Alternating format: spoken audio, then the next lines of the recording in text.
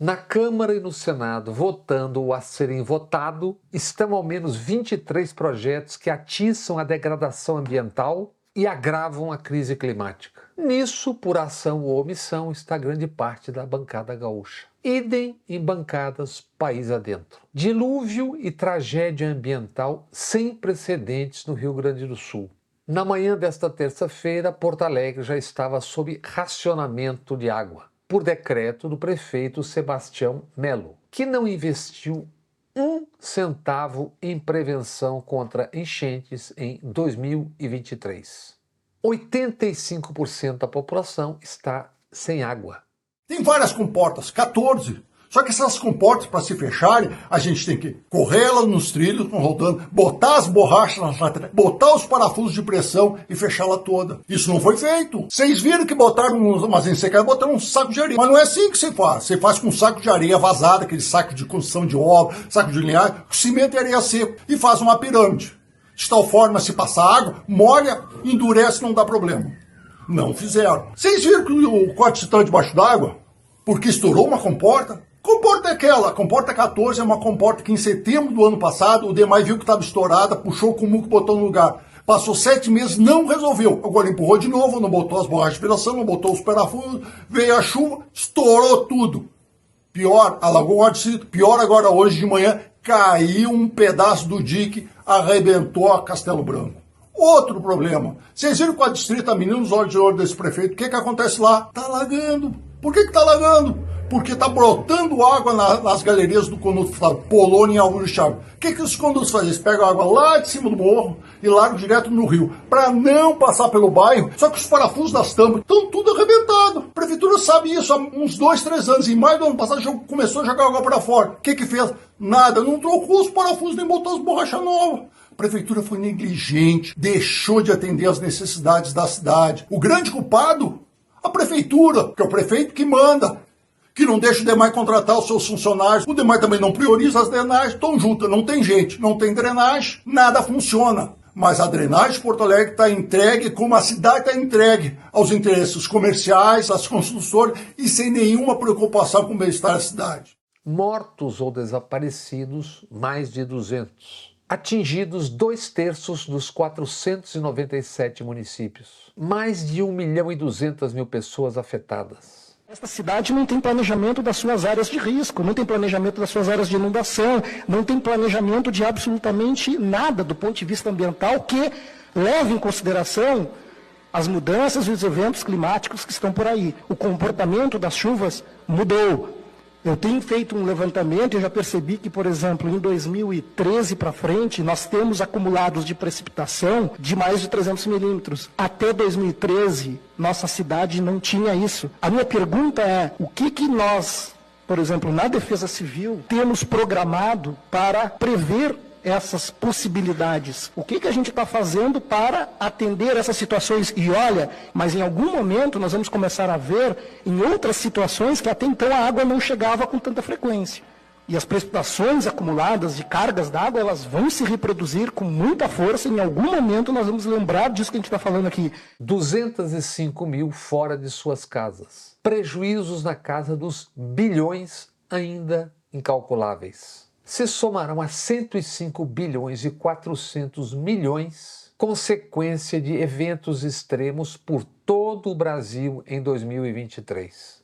Ano com 1.161 eventos desastrosos mapeados pelo Ministério de Ciência e Tecnologia. O Rio Grande do Sul teve ano passado seu 3º ano seguido de seca severa e enchente de setembro matou 54 pessoas. Enquanto isso, éramos obrigados a ver, ler e ouvir direita e extrema-direita negacionistas. Entre tantos políticos como o senador Heinz, do Rio Grande do Sul, negacionista já na Covid, mas não só, um negacionista amplo e convicto. Eu pessoalmente acredito em aquecimento global? Eu não acredito. Ouvi doutores da universidade aqui de Brasília comentando sobre esse assunto. Físicos, pessoas que entendem do assunto. No sul do país, Heinz, infelizmente, não está só. Além de São Pedro, a tragédia decorrente tem corresponsáveis. Diante da gravidade e dimensão dos eventos, Lula foi a Porto Alegre na última sexta-feira e no domingo. No domingo, além de muitos dos seus ministros, convidou e levou dirigentes dos poderes. Arthur Lira, da Câmara, Pacheco, do Senado e Edson Fachin, pelo Supremo Tribunal Federal. E o presidente do Tribunal de Contas da União, Bruno Dantas. Arthur Lira defendeu medida totalmente extraordinária e na Câmara convocou reunião de líderes para discutir causas e efeitos. Os efeitos têm sido tempestades, enchentes, deslizamentos, secas. Não apenas no Rio Grande do Sul, Brasil afora. As causas? Inúmeras. Várias delas Arthur Lira pode checar no que a sua Câmara dos Deputados votou e está votando. Não apenas, mas certamente muito sob sua presidência. O mesmo se pode dizer do Senado de Pacheco e antecessores recentes. Em março, por exemplo, Comissão de Constituição e Justiça da Câmara, presidida por certa Carol de Tone, do PL, partido de Bolsonaro, e da Santa Catarina, também sob enchentes. Por 38 votos a 18, a Câmara aprovou o projeto de Alceu Moreira, do MDB do Rio Grande do Sul. O projeto altera leis ambientais. Ataque das bandas tóxicas do agro espalhadas pelo Congresso. Projeto que abre espaços para a agropecuária no que resta da Mata Atlântica. E muito mais. Alvos do desmatamento também a Amazônia, o Cerrado, já tornado mar de soja e agrotóxicos, e o Pantanal, ora na maior seca da sua história. Relator do projeto, o deputado Lucas Redeker, Rio Grande do Sul, do PSDB, do governador Eduardo Leite. Redeker, nesses dias, está lamentando as vítimas das enchentes. Mas em março relatou o projeto que autoriza o desmatamento de 48 milhões de hectares de matas e campos nativos, Brasil adentro. Isso significa a soma dos estados do Rio Grande do Sul e Paraná. Num Twitter, concluiu então o jornalista André Trigueiro, da Globo News e Globo. A crise climática não é obra do acaso. Não é mesmo. Deboche quando ambientalistas, cientistas e demais advertiam. Como esquecer anos e anos de papo ignaro, quando não imbecil? Me desculpe, mas essa é a palavra. Papo sobre ecochatos, ONG, esquerda caviar, etc. E esse tweet de um expoente do negacionismo fácil, o deputado Marcel Van Hatten, de um partido chamado, imaginem, Novo e do Rio Grande do Sul. Por que ele diz isso? Por que agem assim? Fatos e vídeos ajudam a entender.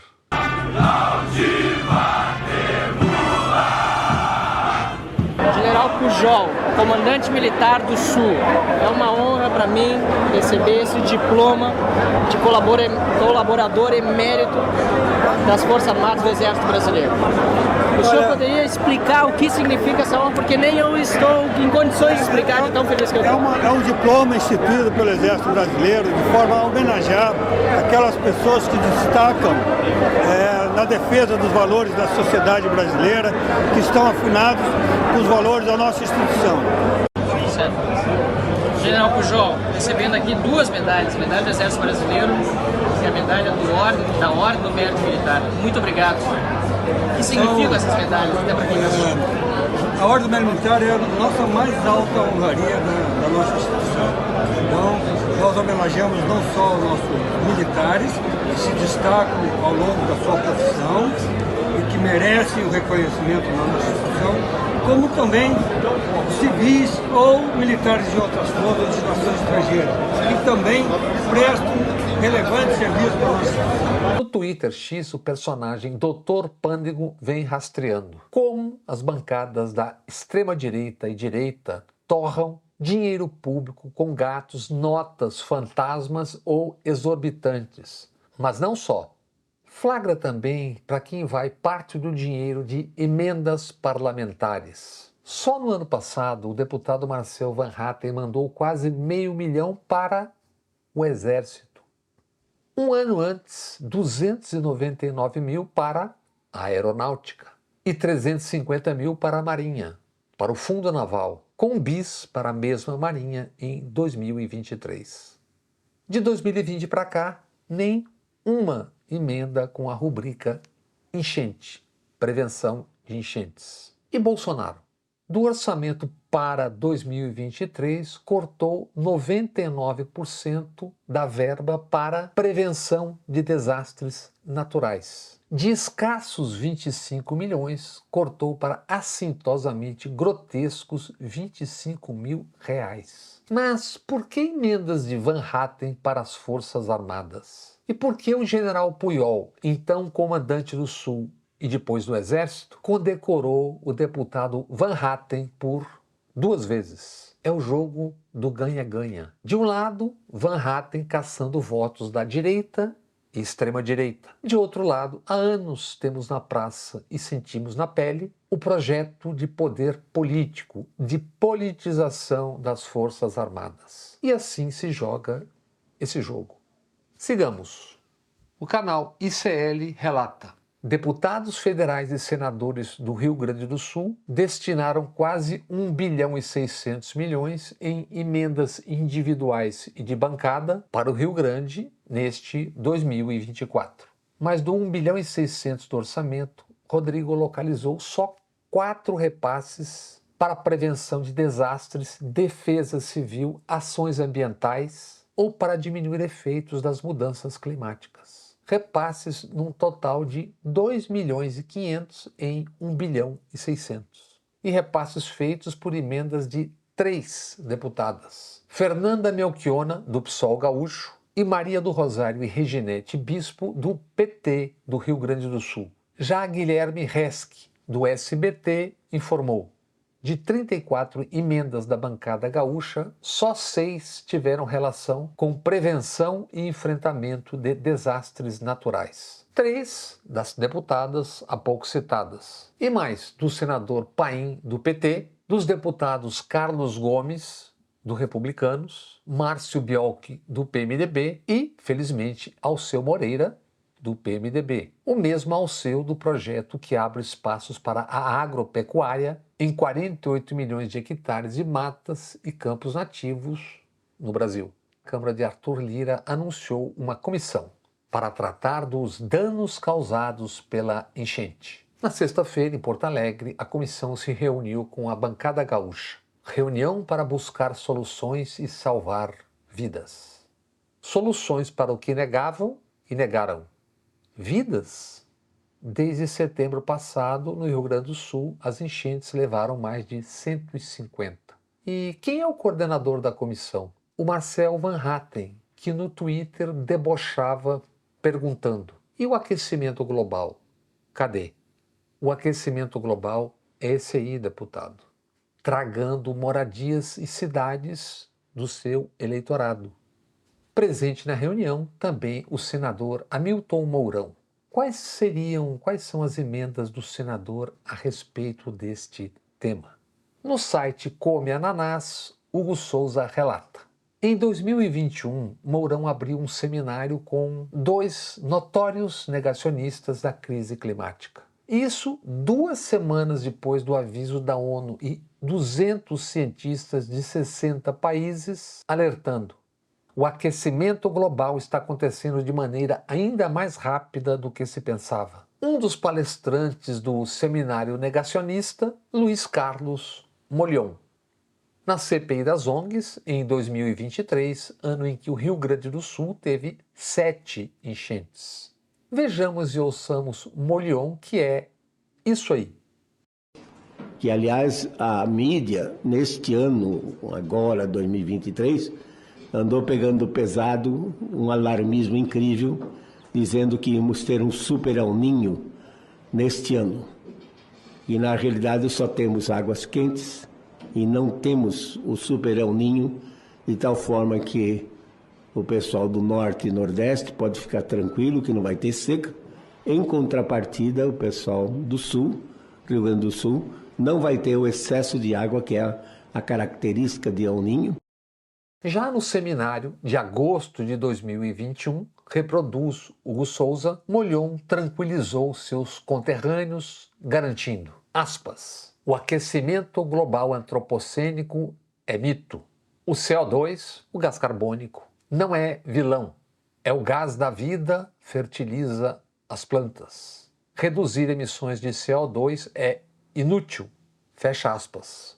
Mas disse mais e sobre o Acordo de Paris. Para ele, um instrumento neocolonialista. Na abertura desse seminário, que foi organizado pelo general Vilas Boas, ex-comandante do Exército, o general Mourão, então vice-presidente da República, alarmou. Disse que uma das maiores ameaças à soberania do Brasil neste século XXI era a, aspas, sustentabilidade, fecha aspas.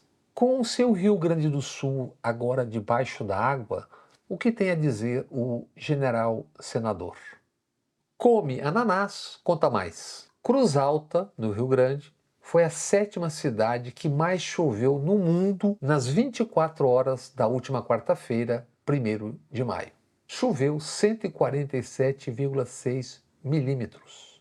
Cruz Alta é a terra do general Vilas Boas, organizador daquele seminário. No domingo, em Porto Alegre, a convite de Lula, os presidentes da Câmara, Arthur Lira, e do Senado, Rodrigo Pacheco. Sócios, por exemplo, na aprovação da PL do veneno, aquela dos agrotóxicos. A bancada ruralista, chamada Bancada do Boi, é o coração do Centrão. 70% daquele aglomerado esfomeado, com fome de dinheiro, verbas. Centrão que exatamente agora está articulando derrubar mesmo modestos vetos de Lula à lei do veneno agrotóxico. A nova lei do agrotóxico que enterrou a lei de 1989. A Associação Brasileira de Saúde Coletiva, Abrasco, informa: 70% dos alimentos consumidos no Brasil estão contaminados com venenos, pesticidas agrotóxicos. Cerca de 28%, quase um terço dos alimentos contém substâncias não autorizadas pela Anvisa. Não é de bom tom nesse momento já trágico, mas é forçoso lembrar. As enchentes espalharam por 2/3 do Rio Grande do Sul toneladas de veneno agrotóxico usados nas lavouras gaúchas. Se por acaso havia ainda algo intocado pelos venenos, já não há. E companhias de tratamento de água removem bactérias, protozoários, vírus e outros micro-organismos. Não tratam não alcançam venenos agrotóxicos, porque é caro.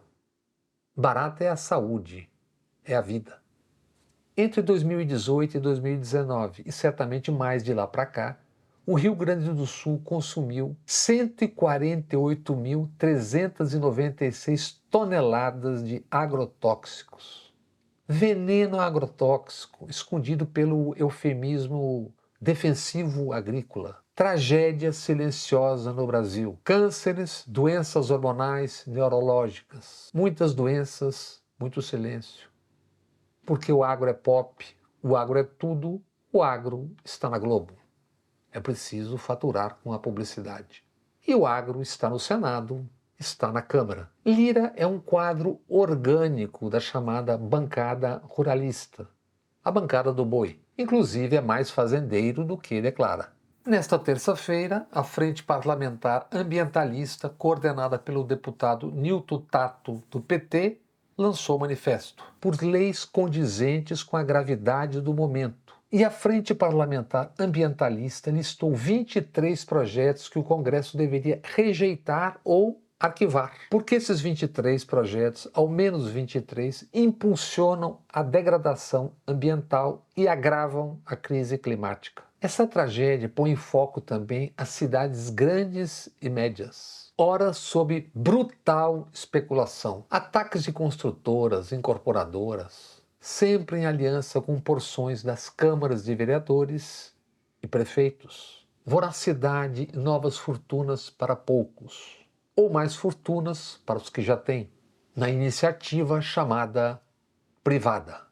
De Belém a Porto Alegre, do Recife a Belo Horizonte, Paliteiros e Torres. Em Salvador, 44 áreas entregues pela prefeitura. Prédios impondo sombra em praias. Beira de praia sendo aterrada. torres de 50, 40 andares, inclusive em áreas verdes de proteção permanente. Porto Alegre, ora atacada ferozmente por uma incorporadora.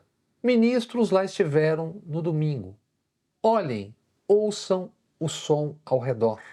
Que ministérios do meio ambiente, cidade, cultura, desenvolvimento regional, saúde, entre outros, atuem entendendo que, além das florestas e matas, as cidades também estão sendo degradadas, multiplicando-se como mega usinas de dióxido de carbono e calor, asfalto e concreto engolindo áreas verdes urbanas e riachos e córregos sendo concretados são desastres anunciados. Dinheiro para a fortuna de uns poucos e para eleger outros tantos. Tempestades, deslizamentos, águas secas engolem cidades, estados, pessoas.